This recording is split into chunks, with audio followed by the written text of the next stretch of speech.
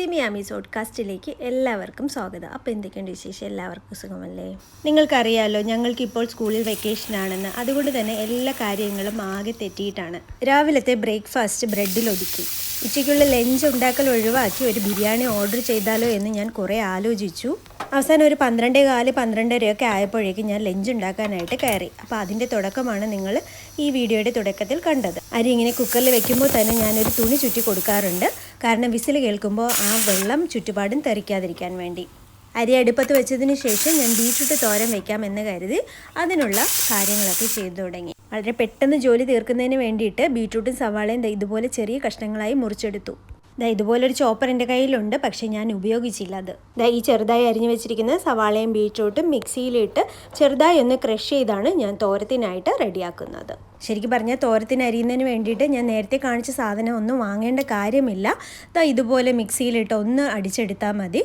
പെട്ടെന്ന് തന്നെ നമുക്ക് തോരത്തിനായിട്ട് കിട്ടും.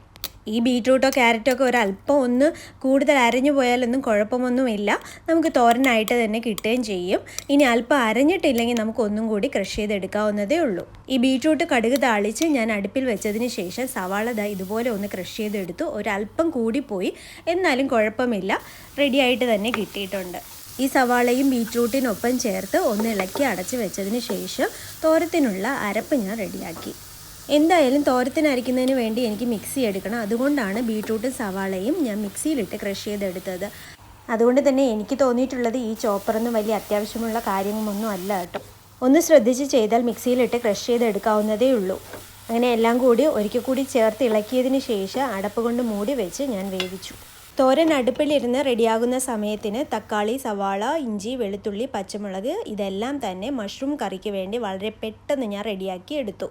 മഷ്റൂം കറിക്കുള്ളതെല്ലാം റെഡിയാക്കി എടുത്തപ്പോഴേക്കും ചെറുതീയിൽ തോരൻ ഒന്ന് റെഡിയായി വന്നിട്ടുണ്ട്. അതപ്പോൾ തന്നെ മറ്റൊരു പാത്രത്തിലേക്ക് മാറ്റി വയ്ക്കുകയും ചെയ്തു. ഇതുപോലെ കറികൾ വെച്ച ഉടനെ തന്നെ മറ്റു പാത്രത്തിലേക്ക് മാറ്റുകയാണെങ്കിൽ നമുക്ക് വലിയ പാത്രങ്ങളൊക്കെ വാരി വലിച്ചിടുന്നത് ഒഴിവാക്കാം. ഉടനെ തന്നെ ആ പാത്രം വൃത്തിയാക്കി അതിലേക്ക് എണ്ണ ഒഴിച്ച് ചൂടായതിനു ശേഷം സവാള ഇട്ട് വഴറ്റാൻ തുടങ്ങി. സവാള ഒന്ന് വഴണ്ടി വന്നപ്പോഴേക്ക് അതിലേക്ക് ചതച്ച് വെച്ചിരുന്ന ഇഞ്ചി, വെളുത്തുള്ളിയും അരിഞ്ഞു വെച്ച തക്കാളിയും ചേർത്ത് ഇളക്കാൻ തുടങ്ങി.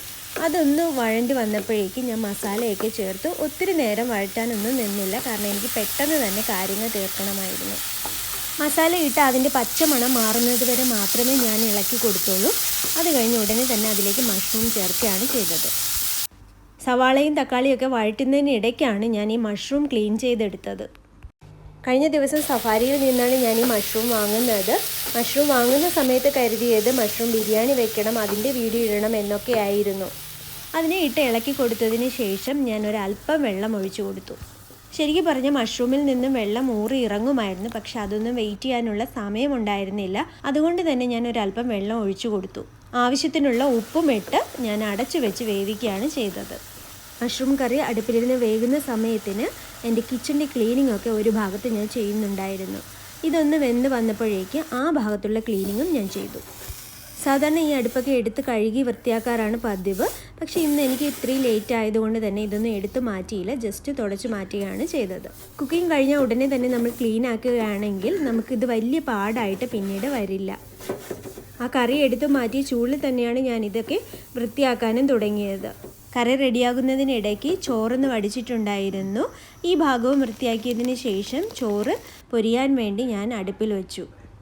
സാധാരണ ഞങ്ങൾക്ക് ചോറിൻ്റെ കൂടെ 3-4 കൂട്ടം കറികൾ വേണമെന്നോ അല്ലെങ്കിൽ മീൻ വേണമെന്നോ അങ്ങനെയുള്ള നിർബന്ധങ്ങളൊന്നുമില്ല. അങ്ങനെ വളരെ പെട്ടെന്ന് തന്നെ ജോലിയൊക്കെ തീർത്ത് മഷ്റൂം കറിയും തോരനും ഒരല്പം അച്ചാറും ഒക്കെ കൂട്ടി കറക്റ്റ് 1:30 ആയപ്പോഴേക്കും ഞങ്ങൾ ചോറ് കഴിച്ചു. സാധാരണ കുറച്ച് ലേറ്റ് ആയാൽ എനിക്ക് കുക്ക് ചെയ്യാൻ കുറച്ച് പാടാണ്, കാരണം നേരത്തെ പണി തീർക്കുന്നതാണ് എനിക്കിഷ്ടം. വെറുതെ പുറത്തുനിന്ന് വാങ്ങണ്ട എന്ന് കരുതിയാണ് വേഗം തന്നെ ഇതൊക്കെ ആക്കിയത്. സാലഡും ഉണ്ടായിരുന്നു. വീഡിയോ എല്ലാം എടുത്തു കഴിഞ്ഞതിന് ശേഷമാണ് ഞാനത് ഉണ്ടാക്കിയത്. അപ്പോൾ എൻ്റെ വീഡിയോ ആദ്യമായിട്ടാണ് കാണുന്നതെങ്കിൽ സബ്സ്ക്രൈബ് ചെയ്യാൻ മറക്കരുത്. ലൈക്ക് ചെയ്യുക, ഷെയർ ചെയ്യുക, കമൻറ്റ് ചെയ്യുക. അപ്പോൾ മറ്റു വീഡിയോയുമായി ഞാൻ വീണ്ടും വരാം. അതുവരേക്ക് ബായ്.